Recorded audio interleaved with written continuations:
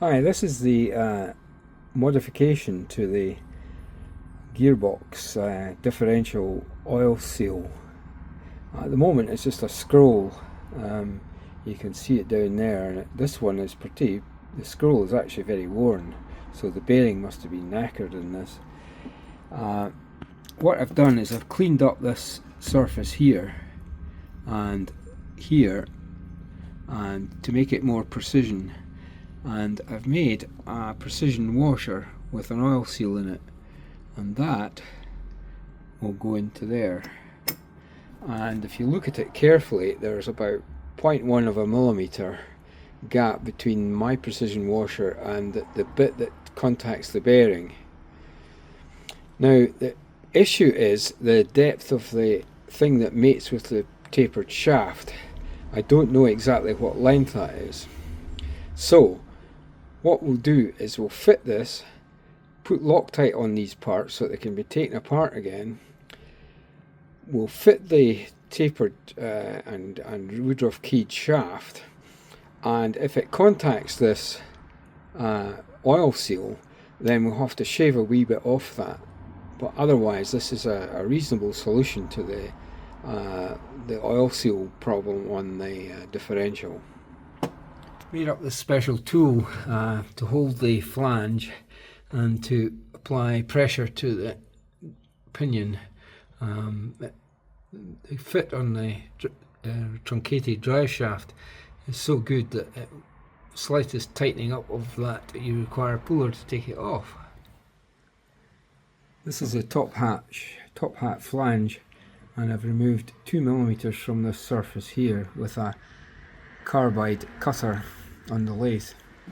I've got two of these keepers for the bearings.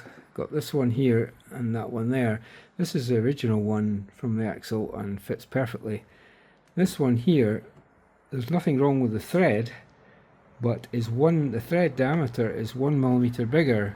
So this leads me to suspect that these brass retainers are made for individual axles.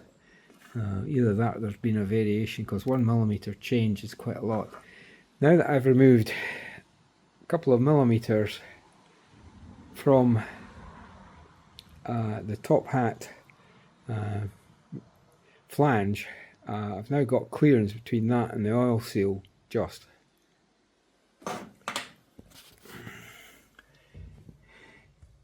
Using the impact DeWalt impact and the special tool for holding the flange, I've tightened it up. We'll get more torque on it that way than by hand, and I'm now going to it appears to be still, all things still seem to be moving. For example, if I do that, there's no effort in moving it.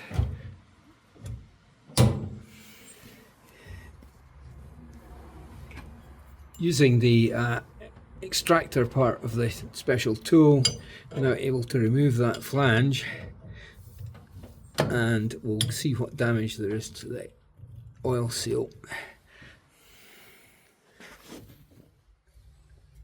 That's all sealed up now. A small amount of silicone around the threads on the brass bush, and a little plug. There's a little hole at the bottom to let vent the diff, and I'm only making do with one, but I've got an extra vent in the back there. So I'm hoping this is going to do the job, and the whole thing moves very freely. So I have no worries about that at all. Let's see if it stops the oil coming out.